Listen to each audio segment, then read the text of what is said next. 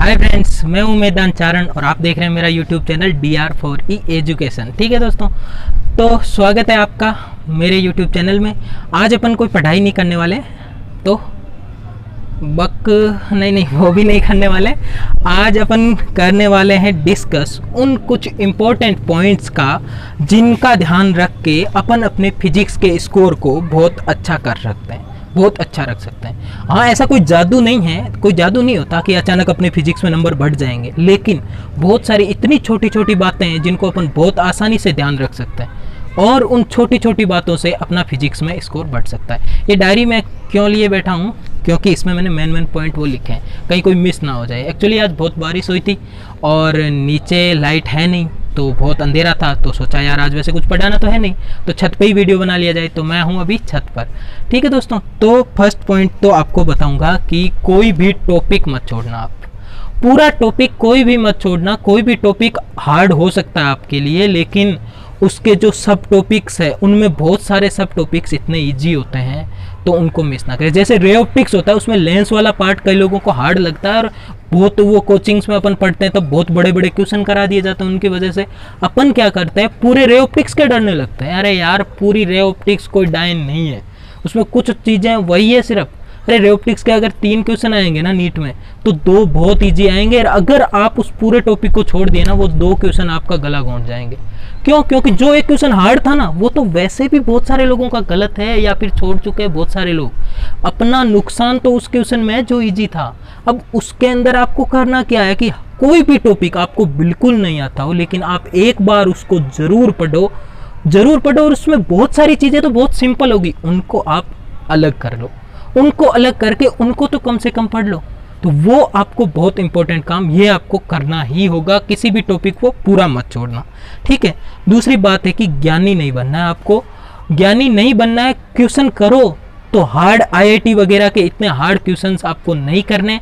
NEET का paper आप उठा के देख लेना, पुराने जितने भी पेपर हो उसमें बहुत इजी क्वेश्चंस आते हैं, तो आपको इजी की ही प्रैक्टिस करनी है, PhD नहीं करनी, PMT करनी है। ठीक है दोस्तों। अब कई लोग उठा के ले आते हैं 1-2 क्वेश्चन, नीट में कोई हार्ड आ जाता है, हर बार पेपर में आता ही है, उसको उठा के दिखाते हैं। अरे भाई, वो 1-2 क्वेश्चन आपका सिलेक्शन डिसाइड नहीं करेगा, रैंक डिसाइड करेगा, लेकिन अभी लड़ाई रैंक की नहीं है। पहली लड़ाई अपनी सिलेक्शन की होनी चाहिए, बाद में रैंक देखी जाएगी। अगर आपकी रैंक खराब भी आई और आप सेलेक्ट हो जाओगे ना, तो भले ही आप एक क्षण के लिए थोड़ा सोच लोगे रैंक खराब है, लेकिन पूरी लाइफ खुश ही रहोगे।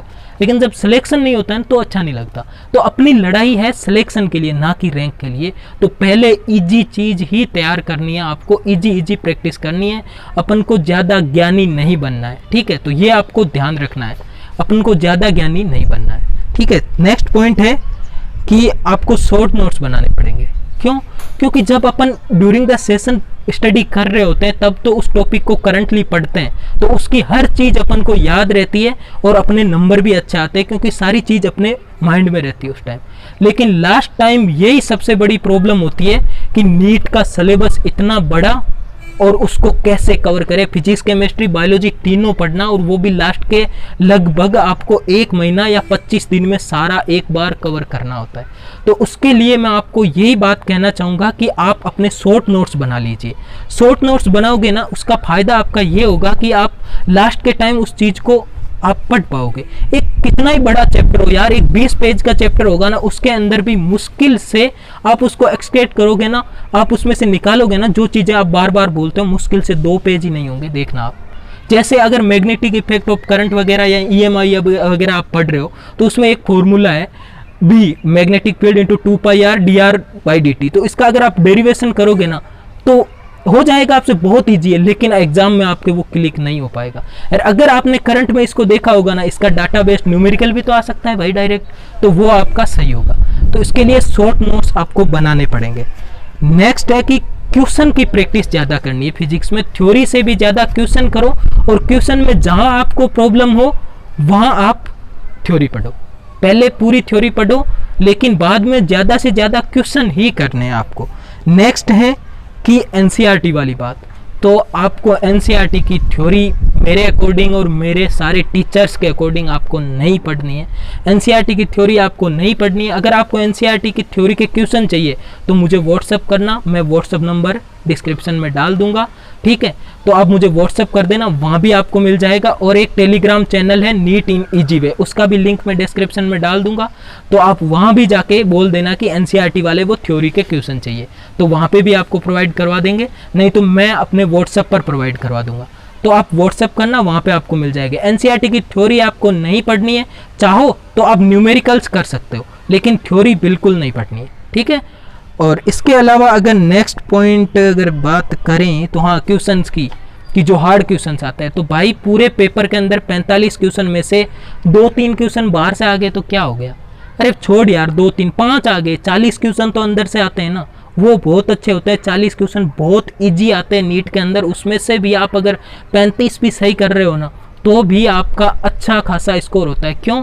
क्योंकि परसेंटाइल अगर देखा जाए ना, तो अगर बायोलॉजी में जिसके बच्चे के 300 नंबर होते हैं ना, उसके जितने परसेंटाइल होते हैं ना, उतने ही फिजिक्स के अंदर 95-100 नंबर पर होता है।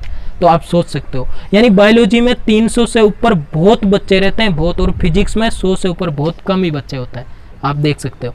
तो आपको करना बस यही है कि ज़्यादा ज्ञानी नहीं बनना है और अपनी इजी क्वेश्चन प्रैक्टिस करनी है, कोई भी टॉपिक नहीं छोड़ना है। तो ये सब बातें आप छोटी छोटी याद रख के और आप अपना है ना, मतलब फिजिक्स का स्कोर इंक्रीज कर सकते हो। तो इसीलिए मैंने ये वीडियो बनाया, ये छोटी छोटी बातें याद रखो। और लास्ट में एक बात और कहूँगा फिजिक्स के लिए, कि फिजिक्स में आप प्लीज़ यार कोई कोचिंग कर लो। आप भले ही कोचिंग नहीं कर रहे हो, इंडिविजुअल केवल फिजिक्स की कर लो, ठीक है।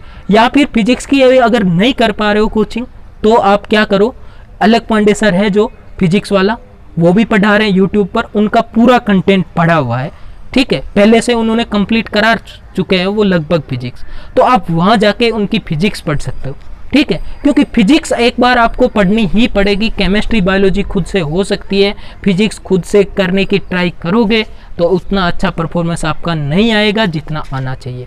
तो इसके लिए भले ही और किसी सब्जेक्ट की आप ना करो कोचिंग, लेकिन फिजिक्स की कोचिंग आपको करनी ही है।